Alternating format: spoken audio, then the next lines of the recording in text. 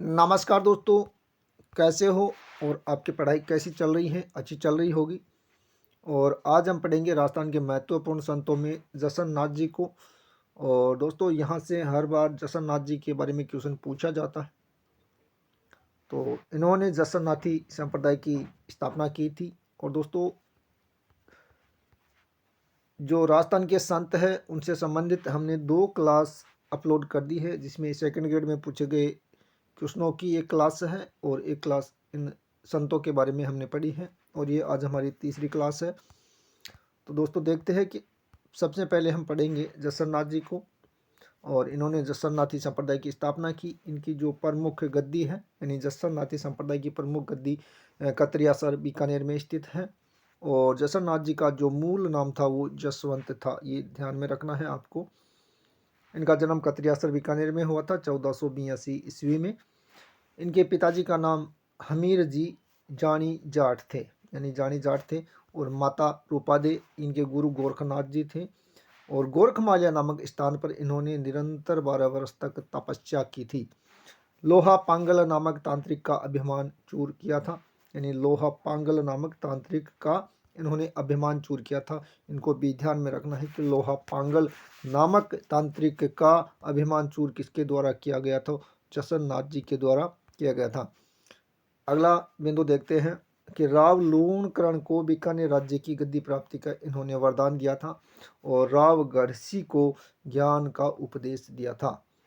इन्होंने जो समाधि ली थी वो जीवित समाधि ली थी कतरियासर यानी बीकानेर में 24 वर्ष की उम्र में।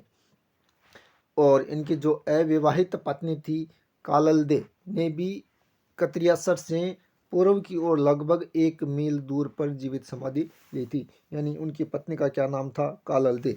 जसर नाथ जी की पत्नी का नाम काललदे था, उन्होंने भी जीवित समाधि ली थी। और जसर नाथ जी के जो ग्रंथ है वो है सिम्बुदड़ा और कोड़ो, यानी इनकी रचना है गोरख छंदो। ये आपको ध्यान में रखना है कि जसर नाथ जी की जो रचना है उनका क्या नाम है? गोरख छंदो। इस संप्रदाय के 36 धर्म नियम है। इन नियमों को भी ध्यान में रखना है कि जसनाती संप्रदाय में कितने धर्म नियम है, तो 36 है। और रात्रि में इनके जो अनुयायी है रात्रि में अग्नि नृत्य करते हैं। जसनाती संप्रदाय में अग्नि नृत्य रात्रि में किया जाता है। और लाल नाथ जी, चौखन नाथ जी, सवाई दास जी जसनाती संप्रदाय के संत हुए हैं। तो इनको भी ध्यान में रखना है कि लाल नाथ जी, चौखन नाथ जी और स्वाई दास जी जसनाती संप्रदाय से संबंधित संत है। और सिकंदर लोधी ने जसन नाथ जी को मालासर नामक गांव दिया था, यानी जसन नाथ जी को सिकंदर लोधी के द्वारा मालासर नामक गांव है वो भेंट में दिया था। और जसन नाथ जी के समाधिस्थ होने के बाद उनके प्रमुख शिष्य ज्यागो जी इस गद्दी पर बैठे थे। तो ये बात ध्यान में रखना है कि जसन नाथ जी के समाधि लेने के बाद में उस गद्दी पर कौन बैठे थे? तो ज्यागो जी बैठे थे।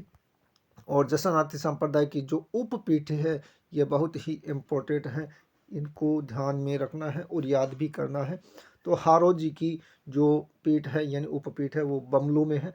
और हांसो जी की लिखमादेसर में, पालो जी की पुंदरासर में, टोडर जी की मालासर में और बोयत जी की पांचला सिद्धा में स्थित है। तो इनको ये आपको ध्यान में रखना है और याद भी करना है, क्योंकि यहाँ से क्वेश्चन बनने की पूरी संभावना है। तो ये इम्पोर्टेंट फैक्ट है। और इन स्थानों की गद्दी पर बैठने वाले जो संत है वो सिद्ध कहलाते हैं, यानी इन स्थानों की गद्दी पर बैठने वाले को क्या कहते हैं? सिद्ध कहते हैं। और जसनाती सिद्धों की जहाँ समाधियाँ तथा मंदिर बने हुए हैं वह स्थान बाड़ी कहलाता है। यानी जहाँ पर समाधियाँ हैं और मंदिर है उन स्थान को क्या कहा जाता है? बाड़ी कहा जाता है। और इस संप्रदाय को मानने वाले 2 प्रकार के लोग हैं, पहले तो सिद्ध और दूसरे जसनाती जाट। जसनाती संप्रदाय मूर्ति पूजा का विरोधी है, यानी जसनाती संप्रदाय में मूर्ति पूजा का विरोध किया जाता है। इस संप्रदाय में जसन्नाथ जी के नाम का स्थान गांव में बनाकर ऊपर एक लंबी सी ध्वजा पहरा देते हैं। तो यानी मूर्ति न होकर के एक लंबी सी ध्वजा पहरा दी जाती है, यानी गांव में जो स्थान बनाया जाता है उस पर एक लंबी सी ध्वजा पहना दी जाती है। और मूर्ति पूजा का इस संप्रदाय में विरोध किया जाता है। समाधि और मंदिरों में मयूर पंख से बनी पंखिया व नेजा तथा 2 नगाड़े रहते हैं। ये इम्पोर्टेंट फैक्ट है, आपको ध्यान में रखना है। आगे हम देखते हैं संत लाल नाथ जी। तो ये इसी संप्रदाय से संबंधित है और इन्होंने एक ग्रंथ लिखा जीव समझोतरी। तो संत लाल नाथ जी जसनाती संप्रदाय से संबंधित है और उनके ग्रंथ का नाम है जीव समझोतरी। और सिद्ध रामनाथ जी भी इसी संप्रदाय से संबंधित है और इन्होंने ग्रंथ लिखा था यशोनाथ पुराण, जो जसन्नाथियों की क्या है, बाइबल है। और सिद्ध रुस्तम जी ऐसे जसनाती संप्रदाय के संत हैं जिन्होंने भारत में इस संप्रदाय को यानी जसनाती संप्रदाय को विख्यात किया था और ये एकमात्र ऐसे संत है जिन्होंने जसनाती संप्रदाय को पूरे भारत में विख्यात किया था। ये तो हमने पढ़ा जसनाती संप्रदाय। अब पढ़ेंगे विष्णोई संप्रदाय, जिसके संस्थापक यानी प्रवर्तक जाम्बोजी हैं। यानी संत जाम्बोजी विष्णोई संप्रदाय के प्रवर्तक हैं और जाम्बोजी का जन्म पिपासर गांव में नागौर में हुआ था। ये कई बार पूछा जा चुका है कि पिपासर किससे संबंधित है, तो संत जाम्बोजी से संबंधित है। और जन्म कब हुआ था, 1451 में, और पंवार राजपूत वंश में हुआ था। ये फैक्ट आपको ध्यान में रखना है कि कब हुआ था और किस वंश में हुआ था। पंवार राजपूत वंश में हुआ था। कहाँ पर हुआ था, पिपासर गांव नागौर में हुआ था।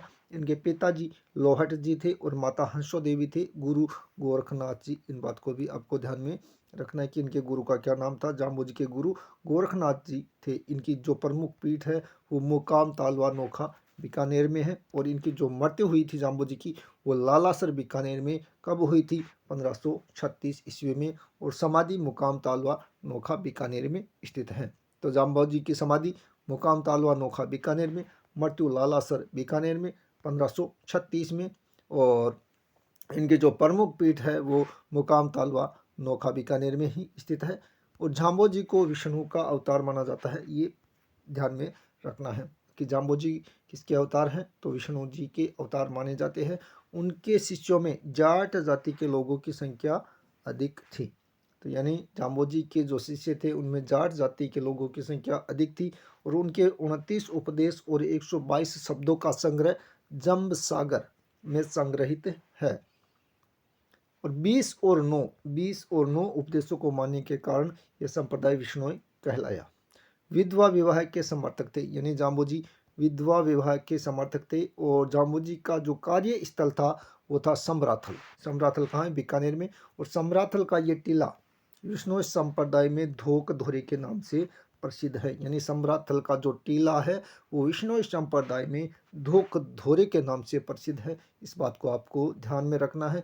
और मेला वर्ष में 2 बार लगता है, फाल्गुन और आश्विन अमावस्या को। जाम्बोजी के मुख से उच्चारित वाणी, यानी जाम्बोजी के मुख से उच्चारित जो वाणी है वो कहलाती है शब्द वाणी। शब्द वाणी के नाम से विख्यात है।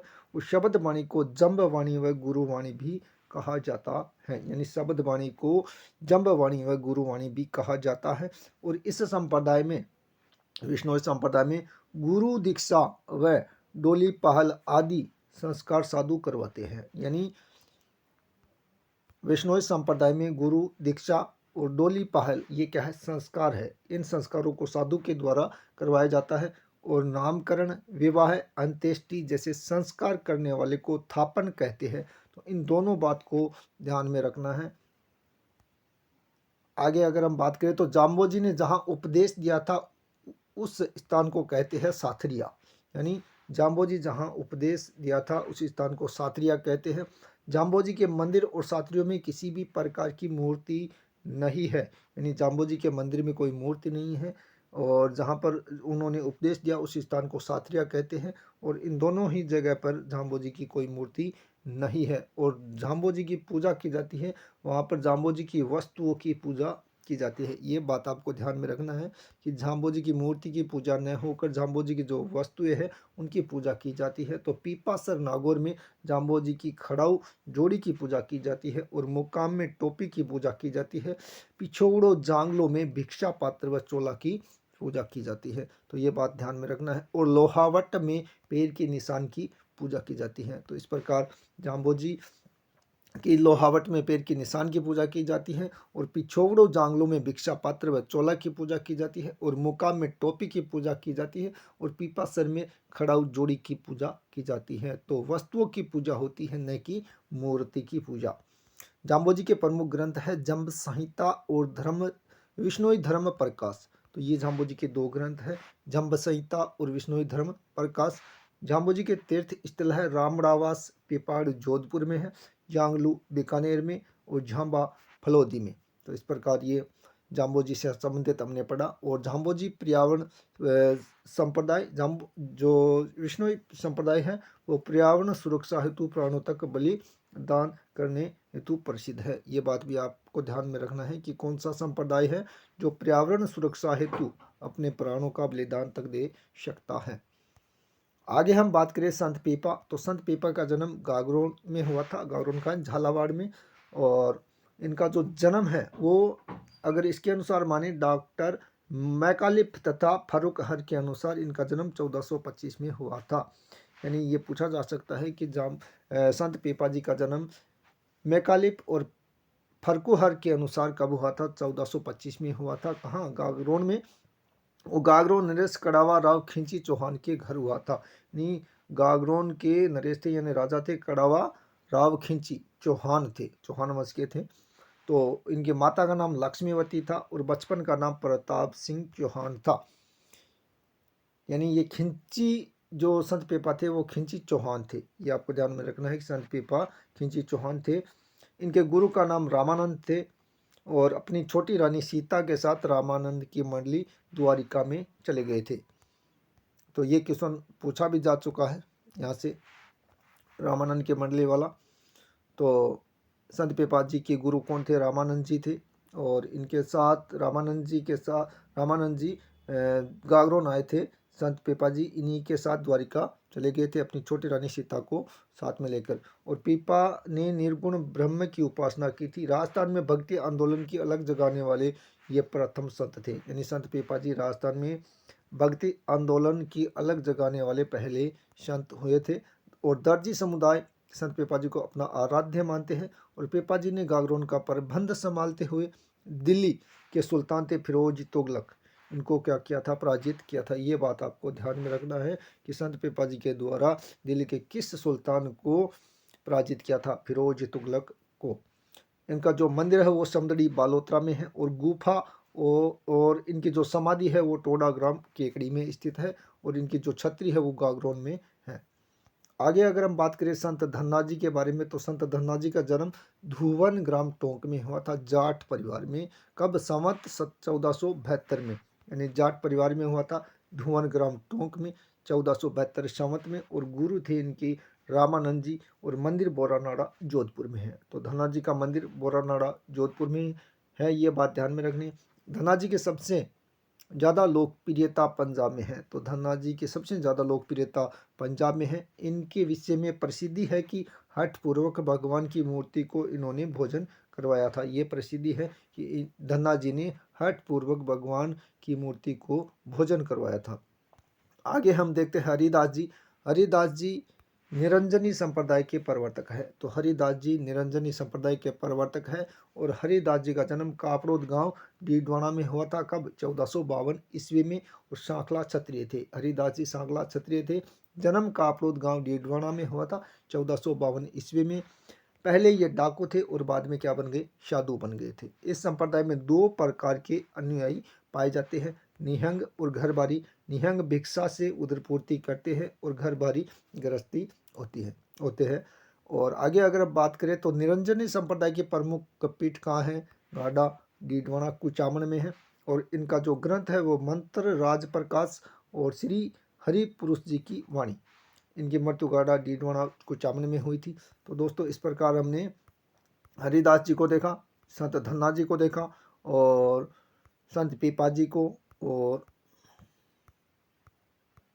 जाम्बो जी और जसन्नाथ जी को हमने आज पढ़ा। तो आप दोस्तों मेरे इस चैनल को सब्सक्राइब करें, अगला वीडियो जल्द आने वाला है।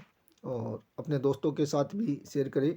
और जो ये हमारी सीरीज़ चल रही है सेकंड ग्रेड की सीरीज़ है, और राजस्थान की जो अन्य जो भर्तियां हैं उनमें भी ये हमारे वीडियो काम आने वाले हैं, क्योंकि मेरे ये नोट्स राजस्थान की अध्ययन की बुक और अन्य सोर्स से बनाए जा रहे हैं। तो आप मेरे इस चैनल पर बने रहिए। धन्यवाद दोस्तों।